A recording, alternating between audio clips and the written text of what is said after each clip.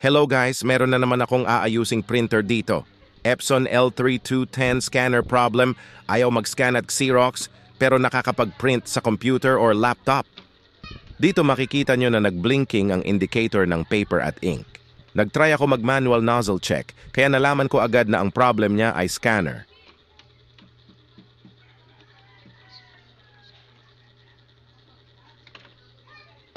Game baklasin na natin ang scanner, tanggalin muna natin ang mga tornilyo para matanggal natin ang scanner.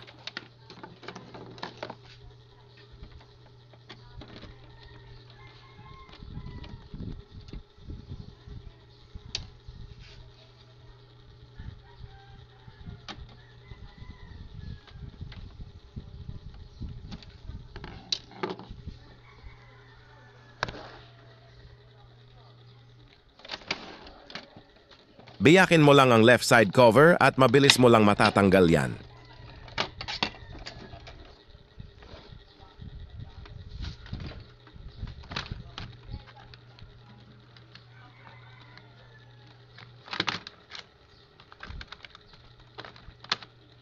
Dito naman gumamit ka ng pangtungkod para hindi ka mahirapan tanggalin ang mga flex ng scanner. Ang gamit ko dito flat screw.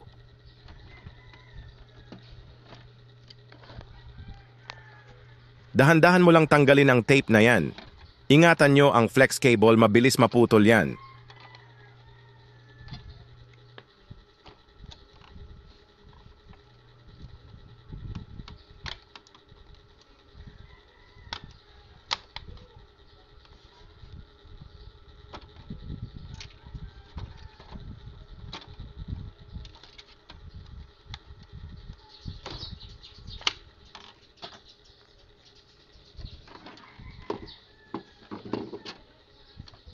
Pagtatanggalin nyo na ang scanner, hatakin nyo pa left side at hatakin nyo pataas para matanggal.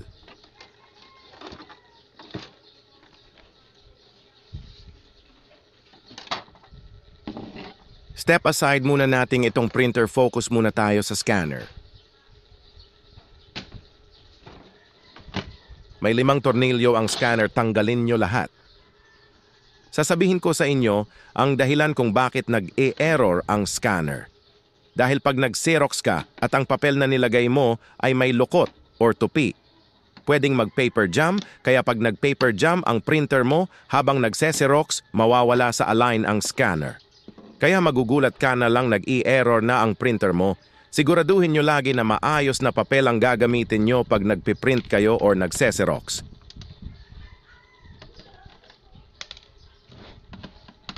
Hindi ko ikakat ang video guys para makita nyo kung paano gumana ang scanner.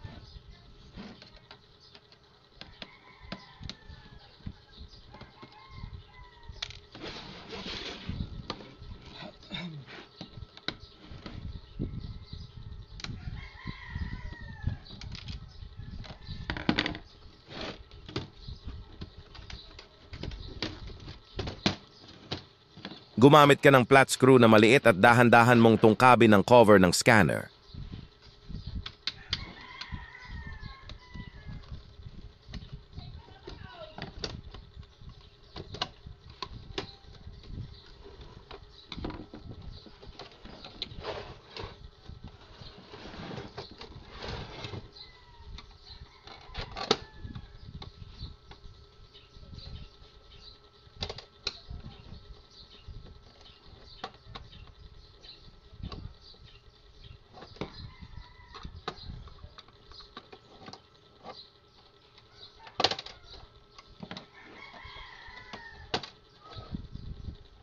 Yung flex ng scanner na nakadikit sa cover, tanggalin mo muna baka kasi maputol.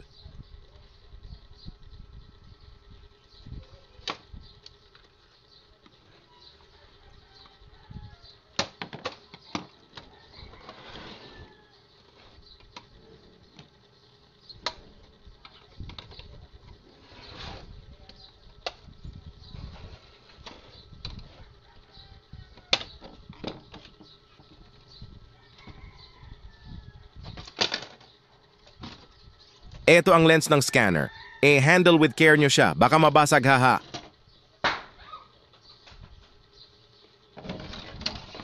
Dito guys, mapapansin nyo ang lens ng scanner na tanggal sa lagayan niya. Madali lang ibalik yan. Makikita nyo naman sa personal yan kung paano ibalik.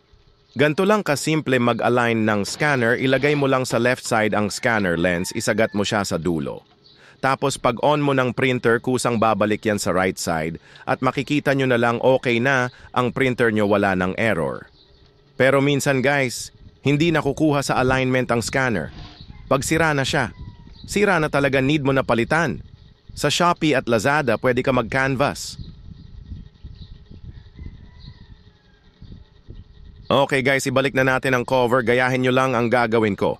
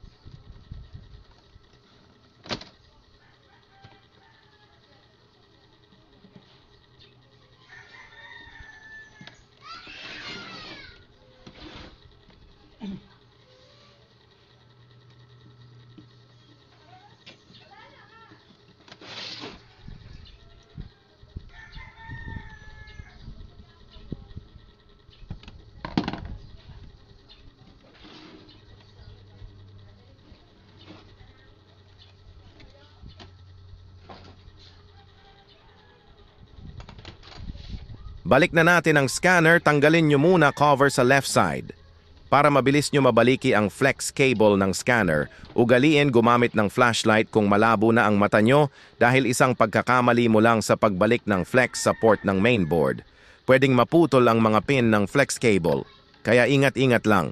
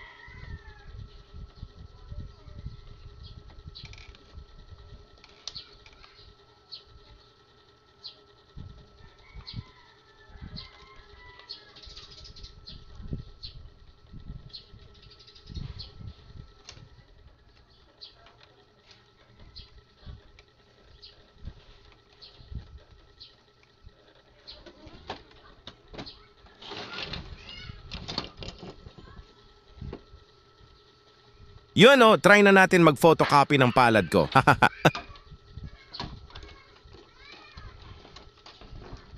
Dito guys, ayaw mag-on ng printer. Ang gawin nyo lang pag na-encounter nyo ang problem na ito. Tanggalin nyo lang ang power cord, tapos pindot kayo ng marami or press. And hold nyo lang ang power button para ma-drain ang kuryente sa power supply. Tapos try nyo ulit i-on.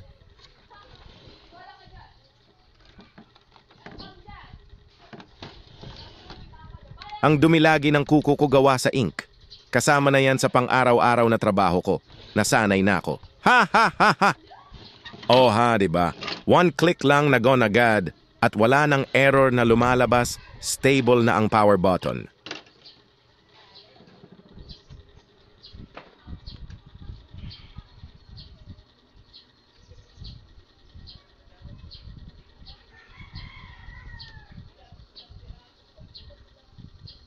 Yan guys, makikita nyo yung lens. Kusang lumilipat sa right side.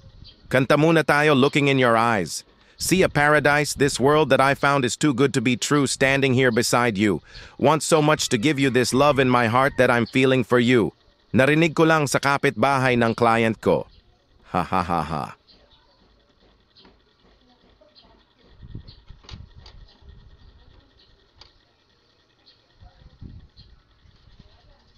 Stable na ang power button at wala na din error sa mga indicator niyan. It means successful ang alignment natin sa scanner.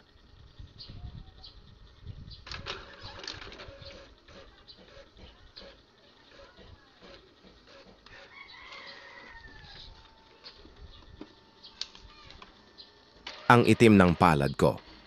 Hindi normal ang photocopy ng printer na ito pero okay na rin ito. Bonus tutorial tayo guys. May isa pa siyang problem. Walang printout ng yellow. Naubusan ng pondo ng ink sa head at dumper. Need ko siya i-manual suction. Hindi kasi ako pwedeng mag-power cleaning ng marami. Konti na lang ang ink na black. Baka maubos. Yari ako. At the same time, ma-check ko na din kung okay pa ba ang pump system niya. Kung humihigop pa ba or hindi na.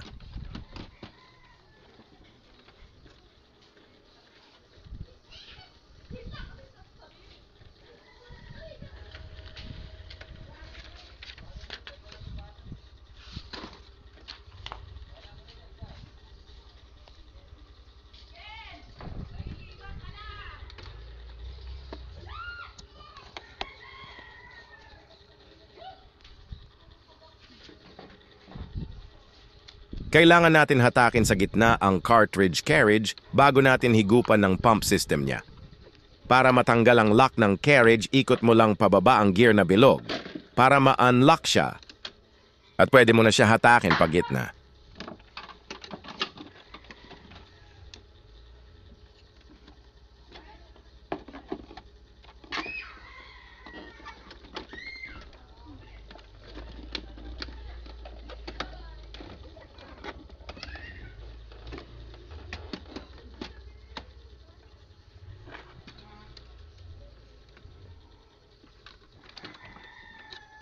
Yan ang lock ng carriage. Pag ginagalaw mo ang bilog na gear, gagalaw din siya.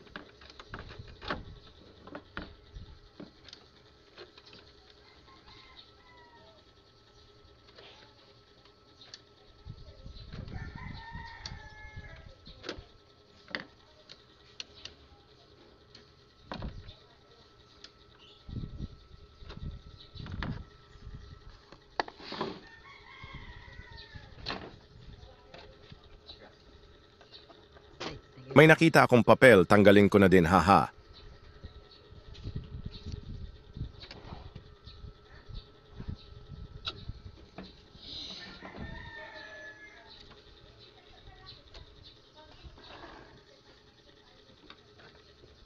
Tanggalin natin ang cover at kunin natin ang dumper, higupan natin ng ink. Bago natin higupan ang hose ng purge unit or pump system niya,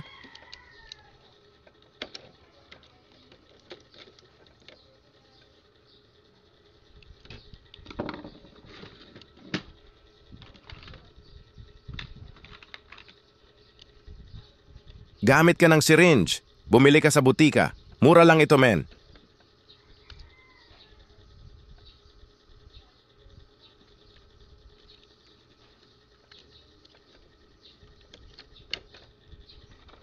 Kunin naman natin ang hose ng purge unit. Siya naman ang higupan natin.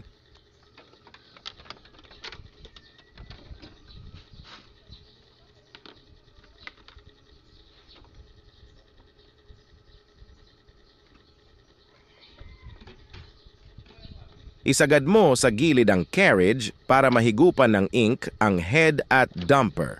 At bago mo tanggalin ang syringe sa hose ng purge unit, ay release mo muna ang carriage sa pump system. Ilagay mo sa gitna para maiwasan ang mixed color. Pwede kasi mag-backflow ang hinigop mong ink sa purge unit pabalik sa head at dumper. Pag nangyari yon, mag-iiba ang kulay ng printout ng printer mo. Pag nangyari naman yon, mag-cleaning ka lang, mawawala din yon. Pero syempre, mas maganda maagapan. Meron nang lumabas na yellow sa pump. Nozzle check na natin to.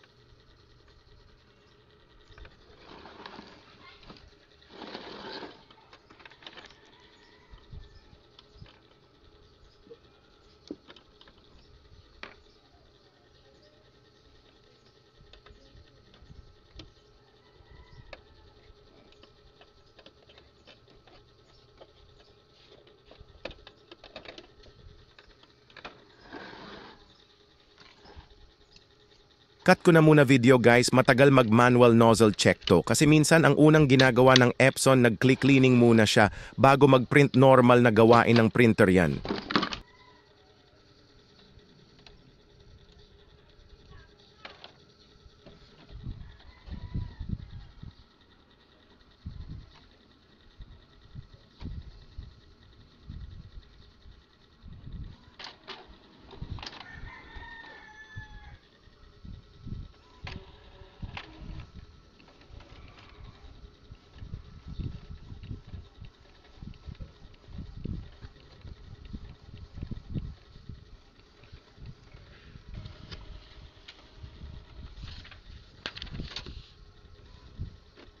Nice, may lumabas ng yellow. Ganun lang kasimple guys. Kayo na bahalang magbalik ng kaha at tornilyo. Lobat na kasi ako. At kung nagustuhan nyo ang aking video, like and share mo na yan. At huwag mong kalimutan pindutin ang notification bell para updated ka sa mga bago kong printer tutorial. Hanggang sa muli, paalam.